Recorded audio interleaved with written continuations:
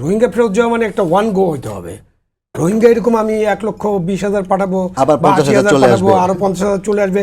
No, আপনি যদি প্রত্যেক দিন 1,000 করে রোহিঙ্গা পাঠান, তারপরে এই 13 লক্ষ রোহিঙ্গা আপনি পাঠাতে 5 বছর সময় লাগবে। ওই 5 বছরে এদের যে সন্তান উৎপাদন হবে সেটাও 2 লক্ষের কাছাকাছি হয়ে যাবে। সো রোহিঙ্গা ইস্যু, রোহিঙ্গা ফেরত পাঠানো, এটা কিন্তু খুবই একটা ইন্টেলিজেন্ট ইস্যু এবং এটা ইন্টেলিজেন্টলি ডিল করতে হবে। এখন আপনি রোহিঙ্গার বিশেষ উপদেষ্টা একজন নিয়োগ করা হয়েছে, তাই না, খলিলুর রহমানকে। তারপর আপনি তাকে তার পদবিতে আরেকটা যোগ হয়েছে, পালক যোগ করা হয়েছে। উনি কিন্তু এখন অজিত দোভালের মতো সিকিউরিটি অ্যাডভাইজার। উনি সিকিউরিটি অ্যাডভাইজার হওয়ার পরে উনিও আমেরিকা থেকে আসছেন।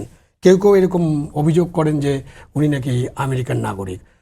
আমাদের অনেক উপদেষ্টার, 2-1 উপদেষ্টার তিনি কিন্তু বলে দিয়েছেন, 18 এপ্রিল বলেছেন যে রোহিঙ্গাদের ফেরত পাঠানো এখন আসলে সম্ভব না, এরকম একটা ইঙ্গিত তিনি দিয়েছেন। তাহলে উনি 18 এপ্রিল এটা বললে তাহলে ঈদের নামাজ পড়বে রোহিঙ্গারা ফেরত, যে এই কথা বলার কি দরকার ছিল?